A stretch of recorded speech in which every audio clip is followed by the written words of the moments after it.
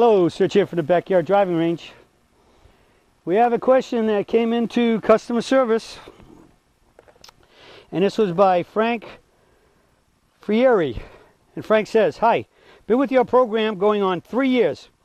Was having problems with second shots with fairway woods, so made the mistake of listening to someone and tried going away from the upright swing and back to the round egg-shaped swing. Beware of changing your swing. I learned the hard way. Back this year to your swing and manual. Have got the game back hitting the ball with everything but the driver. Can't seem to hit the ball straight, but always to the left. Not a hook, but always left of the target. Have got to find the answer to this part of my game. I'm 58, I'm 5'8" and about 235 pounds with longer than normal arms. Most course pros all preach the round golf swing. Would like to stay with your approach as it did work. What part of your manual should I be into? Thanks for any help again, Frank." Okay, basically, we're going to say the whole manual as far as setup goes, because the setup determines the motion. And so there is some unique points of the peak performance setup that provides the peak performance swing and helps us to lift our arms up. And naturally, anything in the part about swinging where we go into catcher's mitt and up the tree with the limited turn to the forward arm over the toe line and the backswing, and then swing back down to impact, ring the bell and bump, swing to impact, square impact, swing through into the forward catcher's mitt when the forward arm's over the toe line, straight up to the finish, and finish square to the target.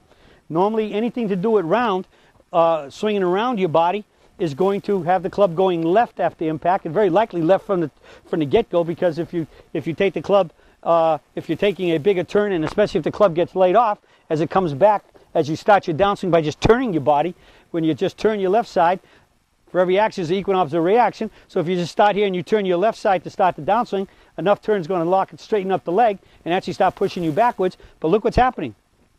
Whatever the left side does, the right side does, the back side does the opposite. In my case, the back side is the right side. So you have to have a little bit of a lateral bump to be able to go towards the target, and then a slight turn where we turn only to the finish where the right arm goes into forward catcher's mitt. The forward catcher's mitt is down towards the target, and then we swing straight up. And so we're swinging on and on down the aiming line towards the target. Just no different than if I was going to stand here and I'm going to bowl a ball towards the camera. I'm straight back, I'm straight through. If I throw overhand, I'm straight back and straight through. I shoot pool, straight back, straight through. If I'm serving to somebody in tennis and they're standing where the camera is, I'm going to throw the ball up, but I'm going to swing right to there, or wherever I want to. If I want to hit it to the right side of the player at the camera, I'd be swinging to that point, or left side I'd be swinging to there, but I'm swinging in a straight line. And so golf's the only sport in the world today that wants you to hit the ball there, and they tell you to go ahead and swing and finish over there. It doesn't work. If I want to hit it at the camera, I have to swing to the camera. All right? And so the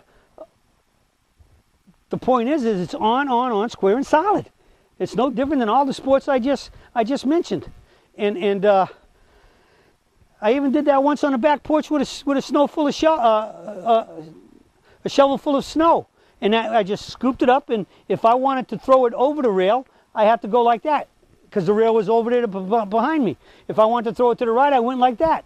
And if I wanted to throw it straight, I went straight back and straight through, and the face of the shovel stayed square right to where I wanted the snow to go. And so, and that's the same thing with everything in the world. That if you throw something and hit it or whatever, it's on, square and solid. Especially with a golf club, because we get a flat club hitting a round ball. So the more we allow this face to rotate, the more spin we're going to put in the ball compared to, say, a round baseball bat or a rounded cricket bat. Okay, so we got to take those things into consideration. Now, another issue I think that's important to you is, and that issue is even more important, because it boggles my mind sometimes when they say that folks with bigger torsos and more roundness in front of them, it's better you need to swing around your body. Heck, that's when it's if you got a belly in front of you or whatever here, it's more important to swing up and down and not let it get in the way.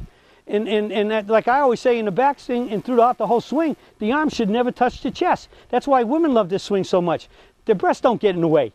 And for men, I say in many cases, put a pack of cigarettes in each. Make believe you got a breast, a pocket on each side here, breast pockets on each side, and stick a pack of cigarettes in them. And again, if your belly's protruding a little bit, been having too much beer or whatever, maybe put 2 packs of cigarettes in there. But you should be able to swing the club up and down and never touch them in the backswing or the forward swing. All right, so that's a great example there. So we don't want to swing around our body. We swing up in front, around in front of it. That's the only place our arms are designed to swing. Anytime you start going around your body, your arms start crushing into your body. All right, and that's not smart. And it's going to cause problems. Your arms breaking down quicker and either pulling out of the shot too fast and hitting all kinds of shots from where you end up flipping the wrist at the ball and over-releasing, chunking it or whatever, topping it, and then coming out of the shot and topping them, sculling them, hitting them right, left, everything. It opens up the whole Pandora's box of problems. And last but not least, I'm going to come back and give you the number one thing that happens when every golfer mentions to me, I'm hitting everything okay but the driver, what am I doing wrong? It's not you, it's the club. Or some people like to say, it's not the Indian, it's the arrow. You're 5'8". I'm 5'9". I got really long arms. I play today's clubs, my clubs today are shorter than standard clubs for ladies. And my clubs are all short and they're still flat, about 2 degrees flat. All right? I swing a 43-inch driver. All right? 43 inches.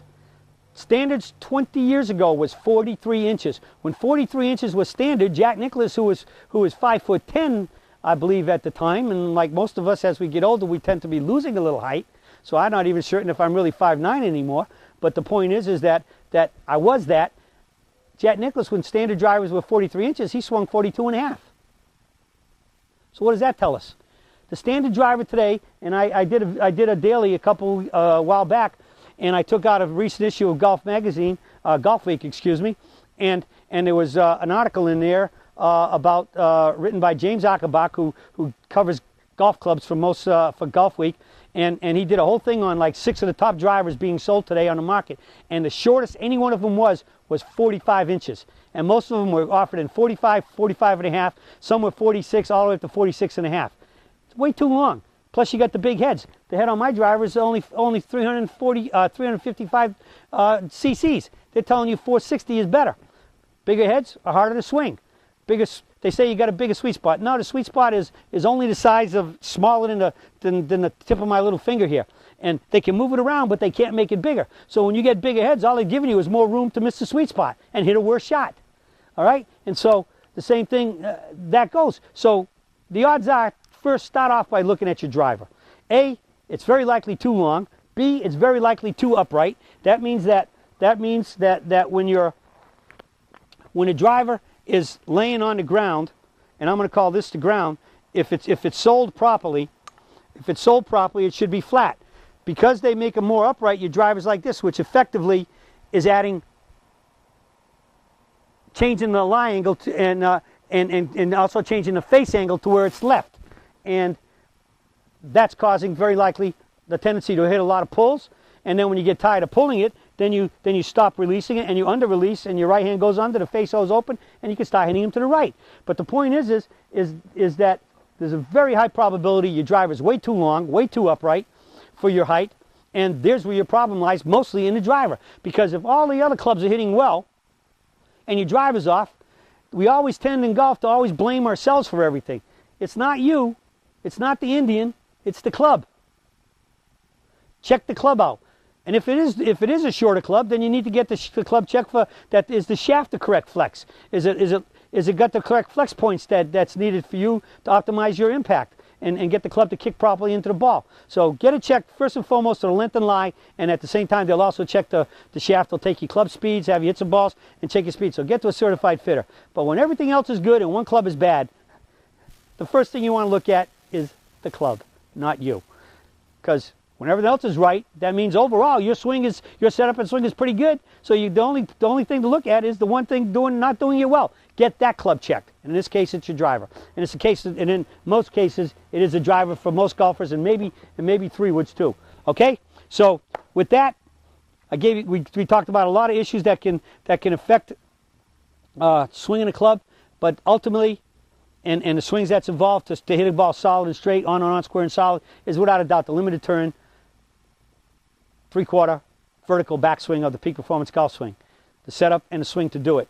But then equipment is the whole key now after that, because if your clubs don't fit you, you're not going to be able to perform well. This is a total harmony of physics, physiology, and your tool. This tool has to have the club tool to fit this tool to make good swings and hit good shots. Okay? Well, that's it for the Surge for today, and I'll be talking to you all again soon.